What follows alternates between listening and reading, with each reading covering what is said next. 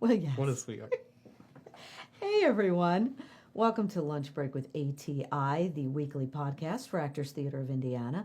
My name is Cynthia Collins. I'm one of the co-founders of ATI, the resident professional theater company at the Center for the Performing Arts in Carmel, Indiana, US of A. And today, as our guest, I have Mr. Alex Rodgers. Hi. Say hello, Alex. Hello. Hello, Alex. And so he is one of Scott Osborne's friends. They went to school together, went to Heron. What is it? What's the official? Heron School of Design? Heron School of Art and Design. Heron School of Art and Design. So they went to a school together, and for the past few weeks, Scott has wrangled all of his friends, either from childhood or high school or college, to come on and be the guest, and they're all entrepreneurs in their own way. And I've been really impressed with the people who have been on, and really interesting of everything they do. And then last week we had on Scott's manager, Jessica, lovely, lovely young woman. So here we are again with one of Scott's dear friends from Heron, and you. Now we're going to go through this because we had a little warm up. But we have just met actually. And so that's what makes it so great that we just get to know each other right on camera here. When you went to school, now he makes independent films, okay? Yep. But when you went to school, you were kind of dabbling in that, but that was not your major. Yes. Okay. So he said he was like doing sculpting. Yes, drawing and sculpture. Drawing and sculpture, and which is. I still can't think of the official. I know what's on my degree, but I'm like drawing and sculpture, fantastic. Actually, but before that, you said you were dabbling. You'd take videos. You'd mess around with that. Did you start doing that as a kid, or not until you got into college? I started that in high school? in my teenage years. Yeah. I started just shooting stuff with friends, and then in high school I went to J. Everett Light Career Center, and I did the film and animation courses there. So I was making short films. And, yeah. And were you doing everything yourself then? Like, were you you're making it, you're editing it, you're making sure the cinematography is you know what I'm saying? It was kind of like a one-man band with those kind of things sometimes when you start out. A bit, yeah. It was a mixture. I mean, with the classes, it was more collaborative because you had your group projects, but definitely a lot of wearing a lot of hats. Yeah, right? Yeah. But that teaches you a lot. Yes. Because it's like if you know how to do it, you know what's going on around you. Yeah. You know, the more you know, the more you know. Yeah. I think that's, it helps. Yeah. And then, but then when you went to Heron, you were like, well, I'm gonna be film. I'm gonna do that. Like, well, they don't. You know what yeah, I mean? they don't have anything. Yeah, like they that. don't have a film program. Yeah. I always like drawing too. Like drawing was a young love for me artistically. But I was gonna go to film school at the School of the Art Institute of Chicago. I did that for about 2 weeks and then dropped out. It was a bit too big of a city for me at that time. Yeah. So. Because you said you're from Sheridan. Yes. Born and raised. Yeah. Graduating right? class like 98 kids into Sheridan. Wow, So. 98 kids. Yeah. So you knew everybody. Yeah. Everyone in your class you knew. Yeah. Which is not always the case when you graduate in certain high schools, you know. Yeah. My gosh. So that's what we were talking about. We were talking about like when you were growing up and that your parents are not really artists. You know what I mean? But they were always very supportive of you. Absolutely. Yeah. They've been endlessly supportive throughout my life. Yeah. Were you taking home videos of them? And okay. No, it was all me and my friends. No time for them. No time for those parents. No time for them. Yeah. No time for that. Yeah. But you said your dad's an engineer, so he's always like kind of tinkering away. And, yeah, he's always fixing. He's like excited when I come to him with a problem. You know what I mean? Yeah. Like, hey, Dad, my girlfriend and I, she owns a house now, so we're like going through the ownership thing. So I'm just the sink was messed up a couple months ago, and he's like, I got it. So he likes that's good to have those kind of challenges. Yeah, that's good. Well, he's using his mind as he is. We were saying, like we were talking before, it is creative. Yeah, absolutely. It's a type of creativity. Yeah, just much more mathematically so than a lot oh of my what God, I dabble math with engineers. My brother's an engineer, and he's a freaking whiz, you know. Yeah. And then you said your grandparents were kind of musically inclined. Yeah, my grandpa and my great grandma, they were musically inclined. Yeah. She could like what's that called when you can like play piano Oh, she plays by ear. Yeah. Play by ear. Yeah. Oh my gosh. Yeah, and then grandpa was like a big rockabilly guy. He was like really in kind of Elvis time Oh, frame. really? Yeah. Oh, that's cool. Yeah. Did he play guitar or did he play piano? Yeah, guitar and sang, I think. That's cool. Yeah. Wow. Yeah.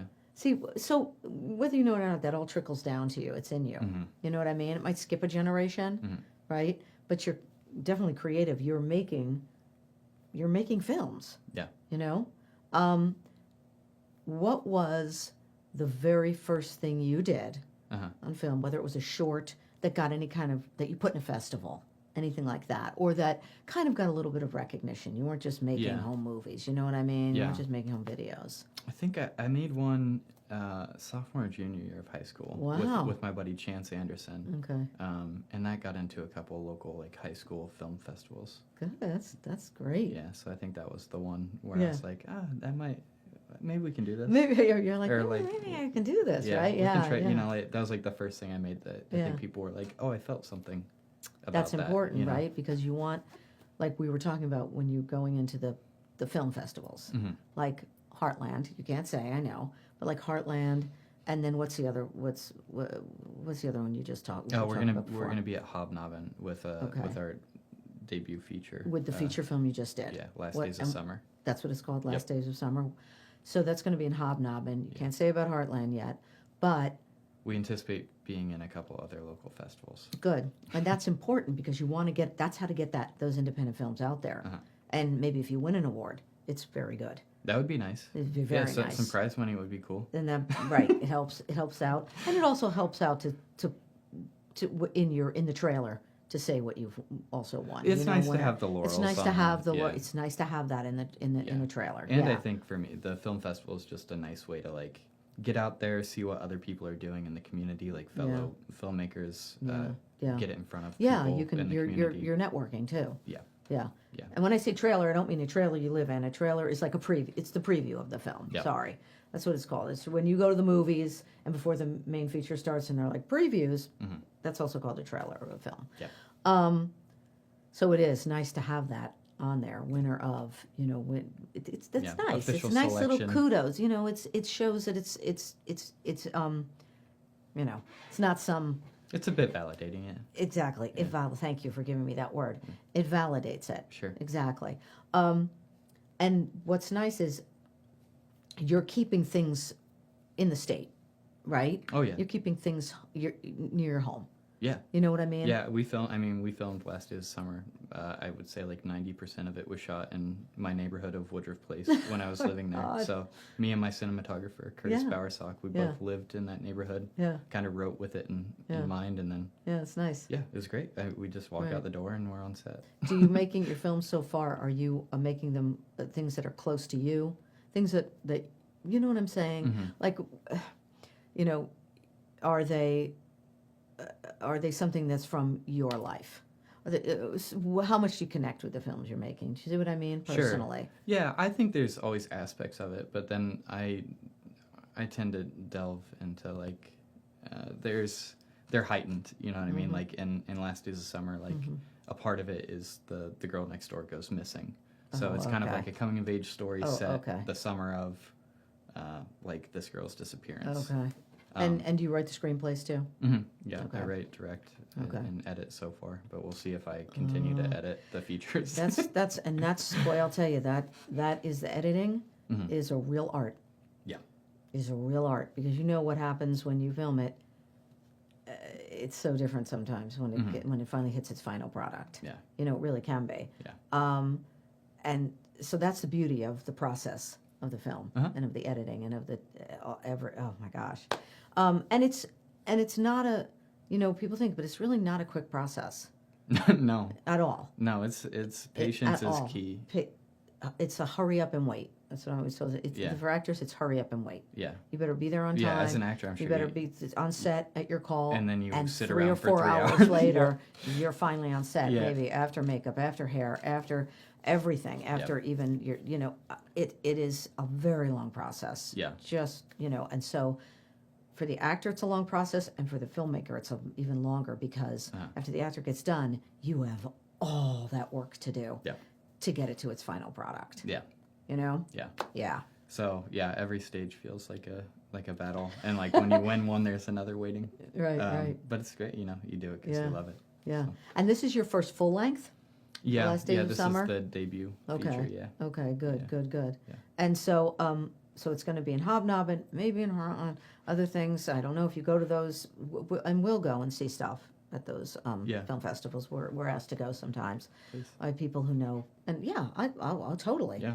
And because it's interesting, mm-hmm. As an actor, it's it's cool I've been in those. I've been in them. I've gone when screenings that's films I've been in, and so I hate watching myself, but when you're invited, you go. It's important. I know I can't stand it. I can't watch it anymore. I had to walk out. Really? For the last festival, yeah. Oh my God! Yeah. You get too nervous. It's just I'm too close to it. I can't. Right. I've seen it too many times. Yeah, I mean? That's true. It's for the people now. Yeah. Well, that's true. You know what? That's a good way to look at it. You've done your work. Yeah. You've done it. I'm working on the next. And now it's for the audience. Yeah. That's a good way to look at it. Yeah. People can decide if it's any good.